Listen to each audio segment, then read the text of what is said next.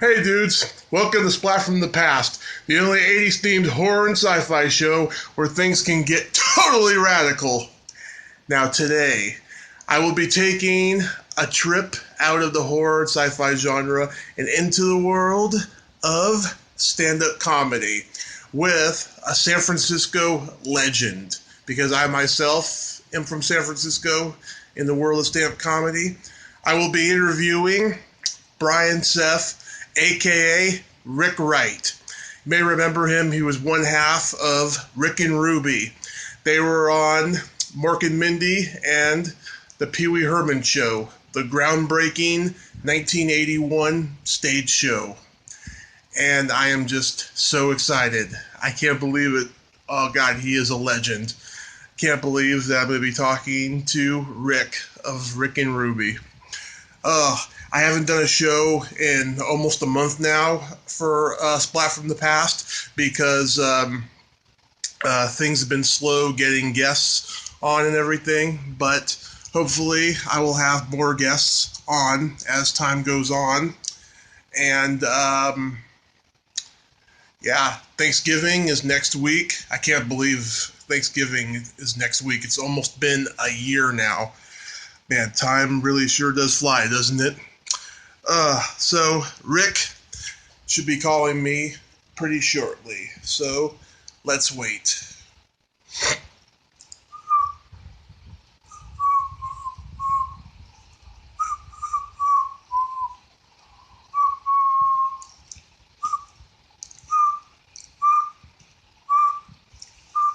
Let's see.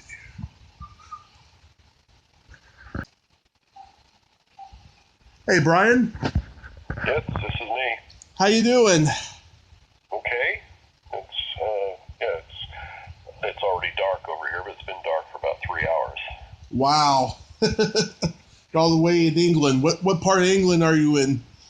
I'm in London. London. Nice.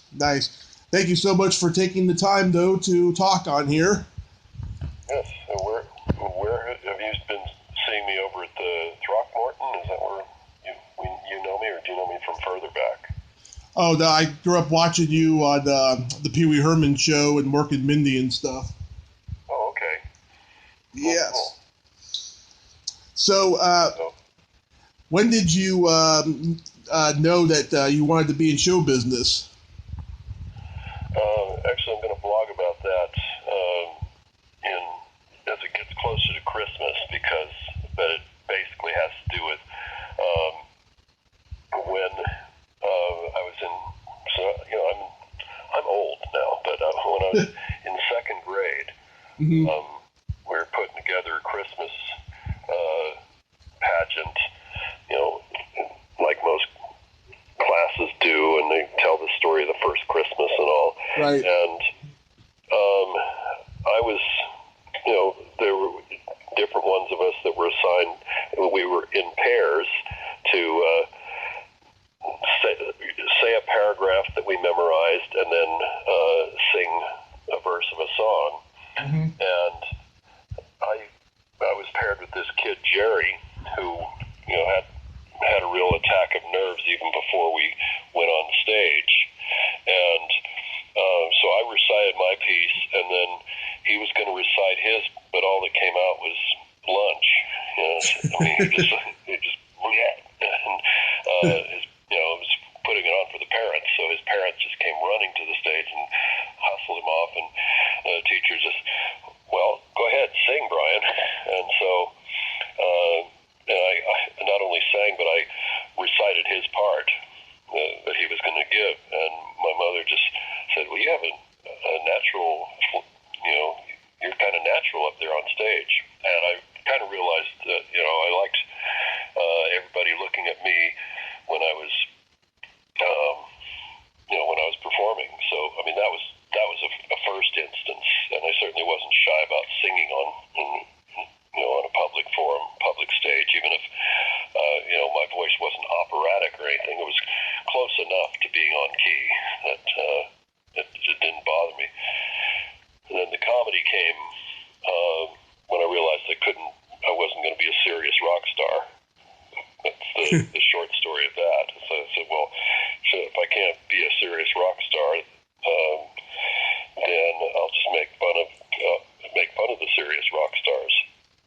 Mm-hmm. And that's kind of where it came in. If you're asking about the Pee-Wee Herman and the Robin Williams, Mork Mindy and stuff, that was because we knew those guys before they got famous. That's part of how that happened. Mm-hmm. How did you and Maka Ganas meet and form Rick and Ruby? We knew each other in college in Southern California, and then we happened to both be moving up to the San Francisco area at the same time. She was transferring to San Francisco State, and I was coming up there with another group of college friends, and we had a band. Mm-hmm. And I went to go visit Monica in San Francisco one time, and one of the band members came to pick me up, because we were staying in Los Gatos at the time. Mm-hmm. And so he came to pick me up, and he saw Monica and just said, "Gee, does she sing? She'd be great for our band." And I hadn't really thought of that, but I knew that she'd studied drama, so I knew she wouldn't be shy about performing. And we became boyfriend girlfriend for a while, and the band broke up, and that's when we decided to go to put the duo act together. And so you two had instant chemistry from the very beginning, then?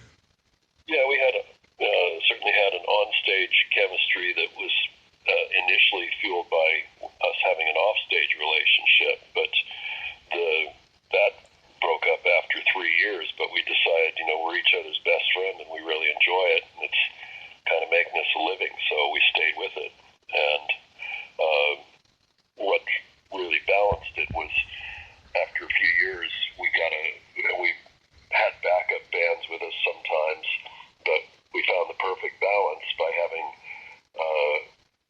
the keyboard guy, Raul, join us, and that became there was enough music plus a third harmony voice to make it a really, a pretty tight show. Yeah. And we didn't, it was tougher with just me on the one guitar, but with a keyboard and another harmony voice, it opened up a lot of possibilities. So it was with that third member that we started hitting on the national circuit. So how did you two come up with the name Rick and Ruby? She liked the name, and in the original band, there was another character named Ricky, mm-hmm. and that he as soon as that band broke up, he just kind of dropped out of show business and became a successful pharmacist and is a multimillionaire. But we just kind of thought, somehow Ricky and Ruby sounds like the right name. And then there was in one of the listings for local club performances, we were going as Ricky and Ruby, but they listed us as Rick and Ruby on one of those. And our manager at the time said, "I like that better. I think Rick and Ruby's going to work better." And you guys started at the Holy City Zoo?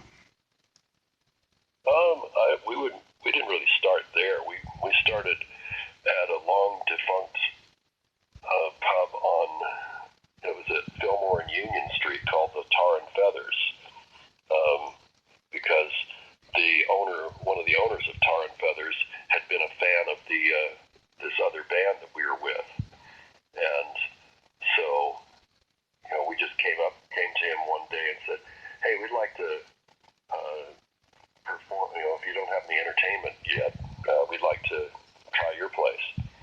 And he said, "Sure." We got a paid audition too,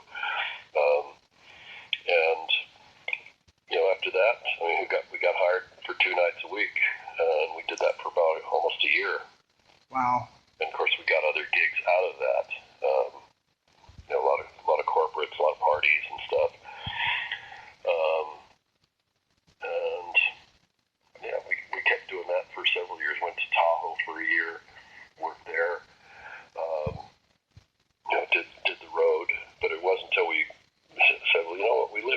Francisco. That's really where we should be working. And once we made that decision, was within a few months that we started getting, Joel Selvin from the Chronicle liking us and writing articles and so on. Yeah. And that's really where that was just about 40 years ago today that all that stuff started happening. Wow. Yeah, I saw on YouTube that you two were on Alex Bennett's Comedy Tonight in 1982 with Kevin Pollak and Al Cleveland. Yep. I was like, oh my God, that's crazy. I know Al a little bit from the Throckmorton. Yeah, I was just at the Throckmorton last week. Oh, really? You know that? No, I didn't know that. Yeah, I was there. Doug Ferrari was there, and Yeah. the hosts were Jeff Bolt and Michael O'Brien. Wow. So, yeah, it was kind of old home week. It was kind of fun. Nice. Yeah, Monica, she does a really good Diana Ross and Tina Turner, and you do Johnny Cash to a T, I have to say. Yeah, Monica's been a college professor for the last at least 25 years now. Mm-hmm. In Southern California, and I stuck around doing the solo for quite a long time. Was doing the Comedy Store in LA mostly, and Laugh Factory, and eventually, got tired of the whole thing and got kind of inspired by a friend of mine who was over in London. Mm-hmm. And he says, "You ought to come to England. There's a lot of work here." So I said, "Well, yeah." I went over and got hooked up with an agent who liked the video I sent him, and he still occasionally gives me gigs. I'm not doing that much stand up anymore. Mm-hmm. I've just got other interests that are closer. I run a pub quiz one night a week, and I DJ at least one night a week.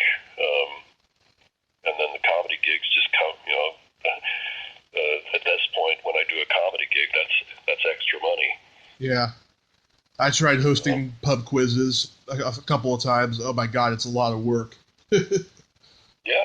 It's watching game shows and reading a newspaper every day and looking for, current events, stories, or, the quirky news, or most newspapers will have a trivia quiz somewhere in the pages, and I get a lot of questions from that, and I have a few reference books, but like today, my next quiz is Tuesday, and I had 2 questions written down so far, and then I just sat down, and within an hour I had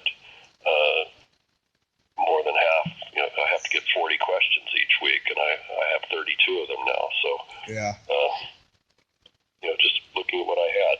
So I really enjoy the DJ thing even more. I'm also getting pension from UK for working here 15 years, and I'm getting Social Security from the U.S. Not a whole lot, but the 2 of them together gives me just enough to survive. Nice. So, yeah. So did opening for Robin Williams prompt your move to Los Angeles? That was a start. We kind of screwed that one up because we did the tour with Robin, and there was all these different people, different entities that wanted a piece of us. Mm-hmm. Thought we're going to be the next big thing, and that was William Morris, ICM, the big ones, yeah. Lots of different management companies, and we were kind of like, they're like, well, I can't really do anything for you until you're down here, and we were like, well, we love it in San Francisco. We're not going to just drop everything. Plus, I was married at the time, and that turned out to be a good decision to stay as long as we did, because if we had moved down when everyone wanted us to, then I'd have brought, we might have made it, but I'd had that soon-to-be ex-wife with me, and it would have been a much more costly divorce than it was. I don't think we'd have made it anyway. The marriage, Rick and Ruby might have, but anyway, that's personal stuff. We don't need to. Yeah. I mean, if you're writing an article, you don't need to talk about that. But Robin, we met Robin in 1977, and then whenever we'd come down to L.A., but when he's doing Mork and Mindy, we'd stay at his house in Malibu. This is when he's doing the first season, and we also performed at his wedding. So by the time Mork and Mindy had wrapped the first season, and he was going to do a national concert tour, he just said to his agents, well, I'd like to book Rick and Ruby as the opening act. And fortunately, the agents had heard of us, and they said, oh, that sounds like a good mix, because then they were already thinking, well, yeah, then you can come out and sing something with them, and with them backing you up and stuff, and that's what he was thinking too. So anyway, what happened, I mean, how we got on Mork and Mindy really was because the producer of the show saw us perform in L.A. with opening for Robin at the Universal Amphitheater, in front of 6,000 people, and he was just like, we got to get you on. We'll write a whole episode. We'll write an episode around you. And he was true to his word. In fact, we met with him at his house, because by then we'd decided we were going to move to L.A. because we also had the offer from Pee-Wee Herman, and that's really what we wanted to do, was just to have something to do. I mean, yes, we can do that episode, and that'll pay us really well. But the Pee-Wee thing was like a project to be involved in that was coming from ground up, and Paul really wanted us on that. So those two things together were enough. Plus, the Comedy Store wanted to do some stuff with us as well. Yeah. So we had potential, plenty of potential stuff there, and Monica changed her mind. She just kind of said, well, you know what? I think we've done enough in San Francisco. Maybe we should move to L.A. And I said, yeah, absolutely. So we did, and she didn't stay. I mean, she only stayed in L.A. for 2 years. I stayed for 21. But yeah, we, getting Mork and Mindy and the Pee-Wee Herman thing was enough impetus to leave San Francisco. Yeah. But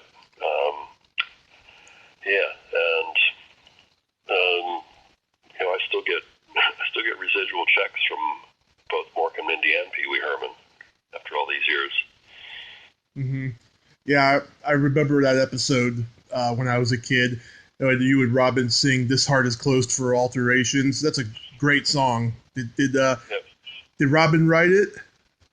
No, it was written by Jonathan Katz, who had the Dr. Katz series on Comedy Central. Yeah, he was with us on the tour, actually. Oh, nice. I didn't know that. Yeah. Dr. Katz wrote that. That's so crazy. One of my big regrets, I started doing stand-up in San Francisco in 2006. One of my big regrets was never getting to meet Robin, and I know so many guys in my group who did. Yeah, did you do Comedy Day and stuff? I mean, have you ever done that? I came close, not this year, but last year, and then a scheduling conflict didn't make it possible. Maybe next year. Yeah, there's been a few times where I've actually been there for the Comedy Day thing and just played in the band at that place. I mean, you've obviously come there to watch a few times, right? Oh yeah. Yeah, because you might have seen me performing with the band. I know the last time I did it was probably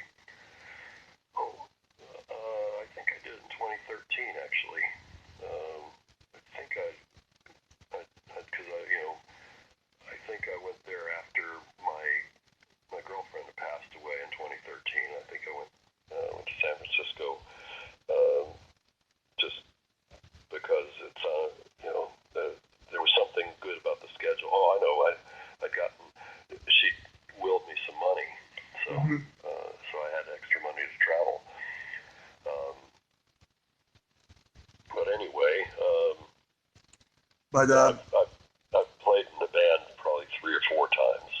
Nice. The years. Nice. So your involvement in the Pee-Wee Herman Show happened because you knew Paul Reubens already? Yeah, we were performing at Palomino in Palomino Club in North Hollywood. Yeah. And well, I know what it was. When we performed at Robin's wedding, there was this one girl that was there who, a few years later, was my roommate.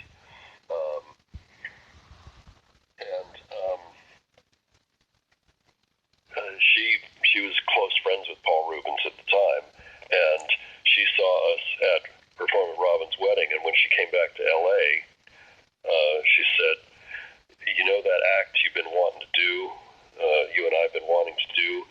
I just saw it in San Francisco, and you should see Rick and Ruby whenever, if and when they're ever playing down here."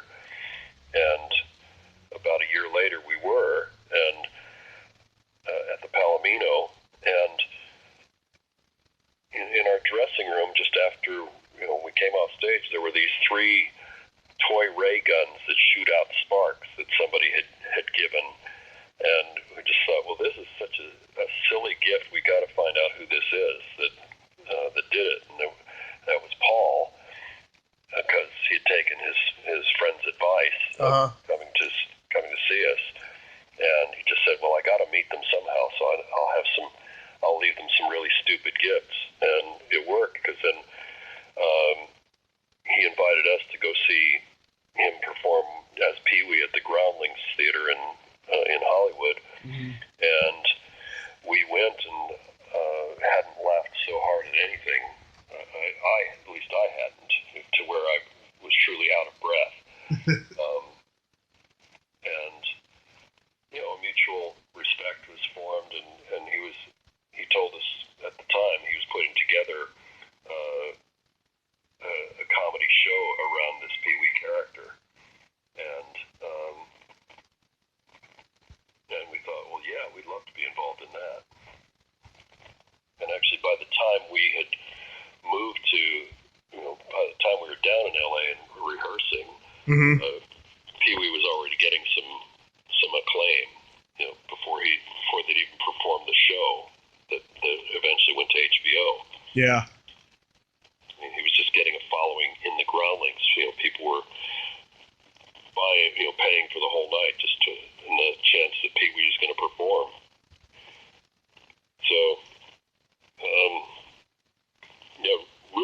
Monica's still in touch with him, still talks to him on the phone a couple times a year. I was on his Christmas card list, but then I moved, and I didn't have an address to forward my email, my mailing address to. So I was on his Christmas card list for about 10 years. And I even have I do have a couple cards from Robin as well. Yeah, I saw him up close earlier this year. I was at the Monsterpalooza horror convention in Los Angeles and Pasadena, and he was honoring the makeup artist V. Neal at the after party, and it was really nice what he did. It was like a 10-minute speech he did. It was really, really touching.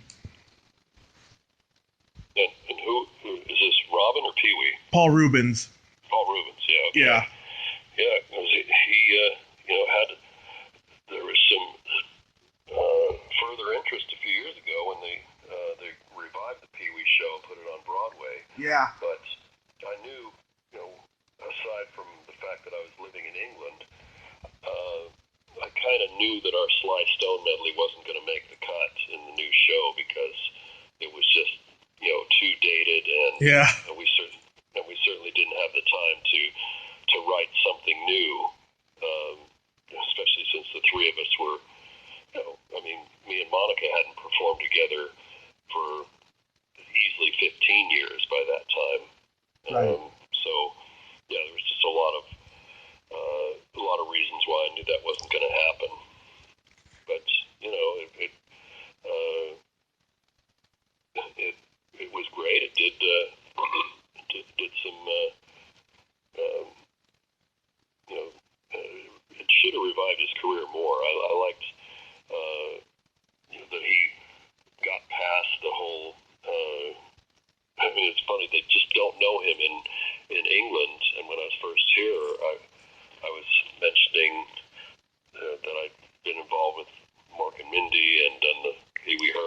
and all, the first question, oh, is he the one who was wanking in a theater? Yeah, of course. They're always going to ask that. Yeah, that's all they know. I mean, they don't know his stuff. There's some stuff that just remains really American. I found that when I was first here, nobody really knew the Grateful Dead. Wow. In England, for example, and there was a bit I used to do. I mean, it wasn't my bit, but I was giving credit to it. It was the Stairway to Heaven with the using the Gilligan's Island theme, and I tried it once in Britain, and they didn't know Gilligan's Island either. Wow. So these are there's plenty of British stuff that Americans don't know too. Right. And it's always interesting when I go back, like when me and my girlfriend were out there for a couple weeks. Just what we were hearing on the radio was a lot of the same tunes, but there were a couple of songs. There's one that I heard. I just thought, this is the most obnoxious thing I've heard this whole year, and it turned out it was number one in the U.S. for 3 weeks. Yeah. It was not a hit over here at all. So. Wow.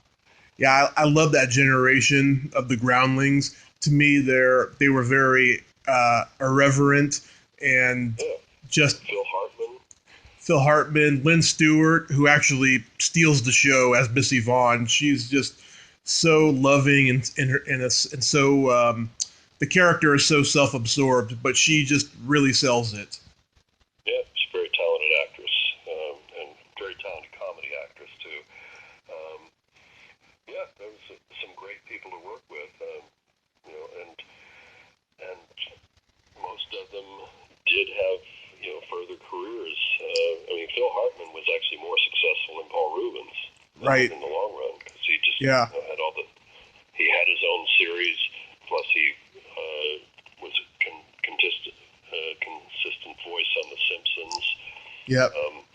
And he was very, very constructive with the other performers when we were working together. He had both he and John Paragon, who played Jambi the Genie, were constantly working with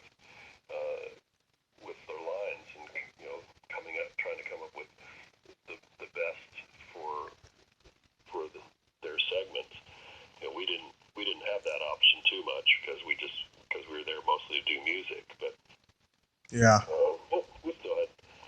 we still played around with it some.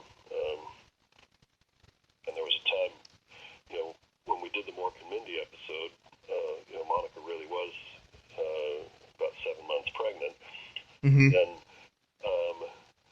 she took time off, and so during that time, there was the guy who played Hammy in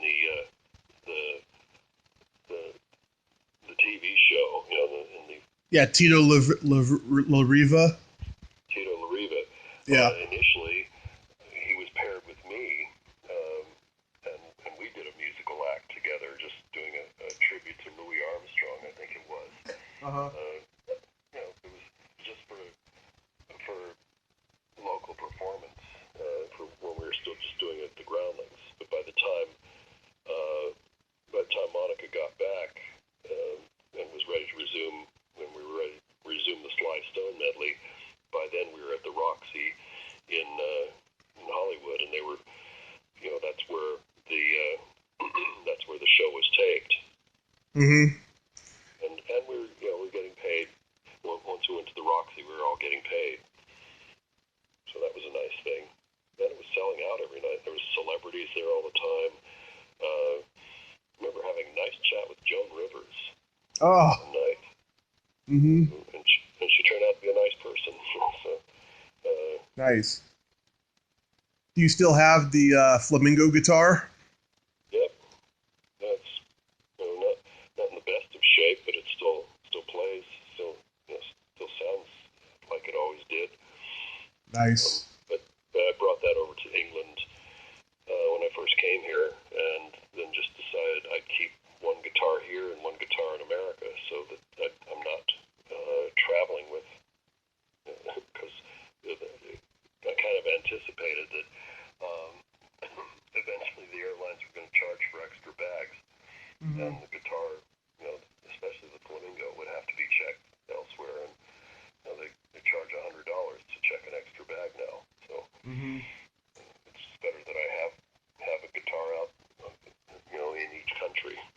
Yeah. I always wanted to know, was that you singing during the end credits? No, that was the little lounge version of the Pee-Wee show. That was John Paragon. Okay, yeah, I always wondered if it was you, him, or Phil Hartman or John Moody, because all four of you guys have pretty deep voices. You know. John Paragon was probably even better at improv than Paul was, but there was a little bit of Paul was always worried about. Part of the reason that John played the genie was, well, geez, if he's actually roaming about the stage, he's gonna upstage me, because they did that frequently, and they did stuff together in the Groundlings, apart from doing Pee-Wee, and John was just he could be so animated. Yeah. He's a very talented guy. Brilliant guy, and he got his share of work out of the deal. He had a nice deal with Disney for a while. Yeah, he's a very talented guy. After you and Monica broke up, you began performing comedy at the Comedy Store? Pretty much. That's how it worked. I just, as a fluke, I called the Comedy Store on a Monday and said, I'd like to showcase for Mitzi, because Rick and Ruby is broken up, and I want to start doing a solo. And she went ahead and hired me without an audition. So my first spot, the first time ever on that stage as a solo, it was a paid spot. And usually the politics of that club, some guys that hang around there for years. Yep. And just, do open mics or go up early and showcase for Mitzi every 3 or 4 months, and she'd say, oh, okay, you're almost there. And she just gambled on me, and it was it was great, because that kind of solved. At that time, the Comedy Store was paying better, and it had 3 rooms operating almost every night of the week. Still does. I've been there 3 times, and they still got 3 shows going all the time. Well, not on weeknights, but on weeknights it's just the original room where they have shows. But unless sometimes they'll have the special shows going on in the main room. But I mean, these were regular comedy shows, so just featuring the people from the club. Belly Room gets a lot of shows too. Yeah, there's a lot of. Gosh, I haven't been in there when a show is happening. I guess the last time I was there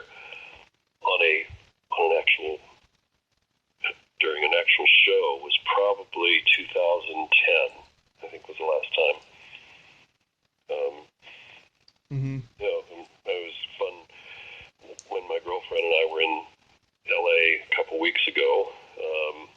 The first place I took her to was the Comedy Store, so she could see my name on the wall, and then Rick and Ruby's name on the wall, and then a picture of me in the hallway.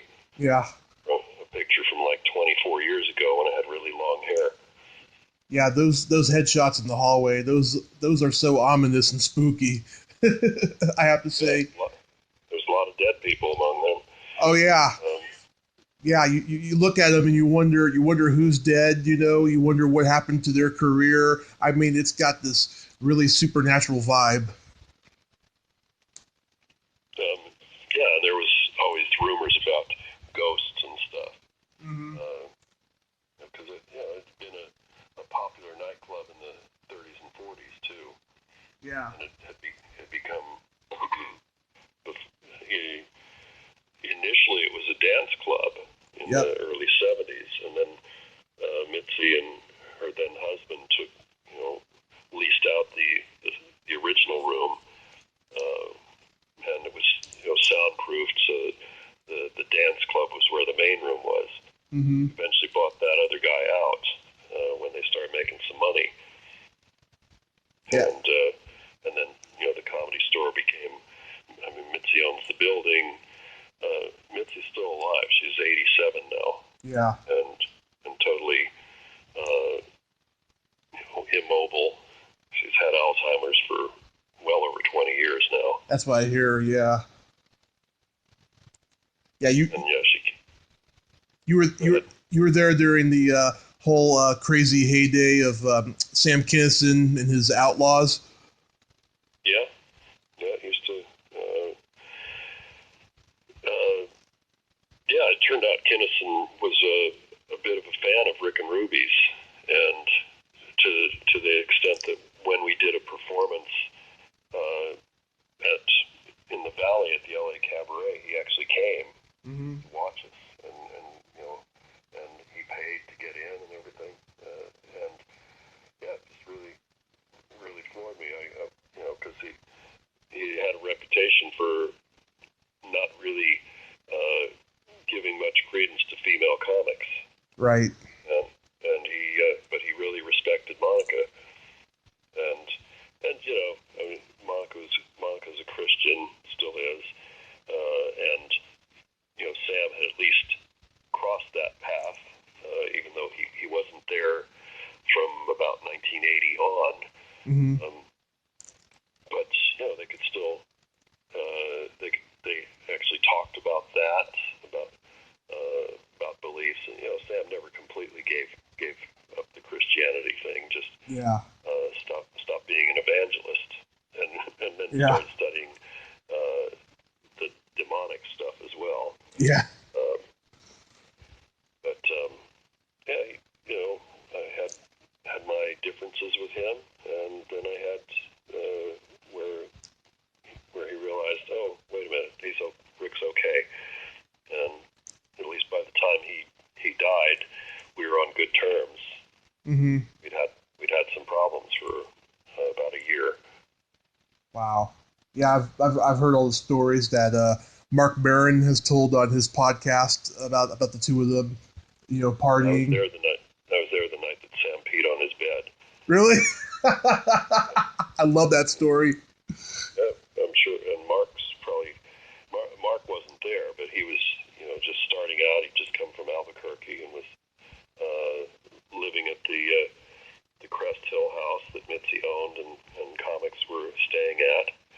And Mark wasn't the only target. There was another guy that had been a doorman and then was made a paid regular, but he was stealing jokes from all the other comics, and or Sam. So Sam just knew. I don't know. I saw Sam be verbally abusive of Mark too one time. Yeah. I wonder. I'm not sure he'll remember that. But Mark came through it okay, obviously. Yeah, I'm so astounded at how successful he's become. I remember back in the 90s when he used to be on Conan O'Brien a lot, and I thought he was a funny guy when he was talking to him on panel. I didn't think his stand-up was that great, but I actually saw his new Netflix special, and he's actually gotten better. Yeah, I don't think I ever saw him do stand-up, because the whole time that he was at the Comedy Store, he was just a doorman. So, and Mitzi probably had him go up. If he went up at all, it'd be like at 8 o'clock or so, and I was always scheduled after midnight. Yeah, Monday night potluck. Yeah, the Monday night, that was my Saturday night for a while, because that's when the Sam would close the evening, and the club would be crowded right up until 2 o'clock, because he would, I'd be the last scheduled comic, and then the Outlaws would come up, and Sam would be the last one, and there were some really crazy nights. There was one time I brought him on stage, and where we were in tandem, and I was going up before him, and I, introduced him. I knew he was back there, but I go back and say, Sam, I just introduced you, and there's a huge line laid out on the table, and he just, oh, geez, and then starts that big line and then runs out on stage. Yeah, that's the the mythology of Kinison. You know, I mean, the guy just lived hard, party hard. You know, and it's really sad though, because to me that guy, you know, he changed stand-up comedy for, you know, a couple of years in the 80s, and like he rarely ever gets credit for that, you know. Yeah, the Brits here all go ape shit over Bill Hicks, and Bill Hicks was great too, but you know, he learned a lot from Kinison. Right. Well, it's just, you know, Hicks went more political than Sam did. Right. You know, it's a shame what Sam missed out on by dying. I mean, you know, he died just before the OJ thing happened, and he missed out on the George W. Bush era, and you know, and with Trump president, I'm sure he just had a field day with that. But yeah, you know, there's some people whose destiny is not, you know, not to be here that long. You know, Sam was 38 when he died. right. So I'm going to have to go, actually, but I hope I've given you some fun insights. Oh, you sure have, Brian. I totally appreciate it. Can I add you as a friend on Facebook? Oh, certainly. Yeah, I thought you already had, but yeah, that's fine. And I'll send you the request, and I'll send you the interview you can share. Okay, cool. Great. Thank you so much, and have a great day. And okay, you too, man. Happy Thanksgiving. Yeah, we don't celebrate it here, but I'm aware it's next Thursday. Okay. All right. Take care then. Okay, take care. Bye-bye. Right, bye-bye. Well, there you have it. Brian Seff. Ain't he a cool dude? Thank you so much, Brian. I totally appreciate that interview and all the anecdotes about Sam Kinison, the Comedy Store, and Pee-Wee, and all that stuff. That was so cool. If you like this video, please subscribe to my YouTube channel, and follow me on Twitter, and add me as a friend on Facebook. I need fans. We all need fans in this world. Happy Thanksgiving to everyone. It's next Thursday. And that's it for this week on Splat from the Past. Until next time, this is Tommy Throwback Kovac saying, there's no shame in living in the past, because the present sucks. Later, dudes.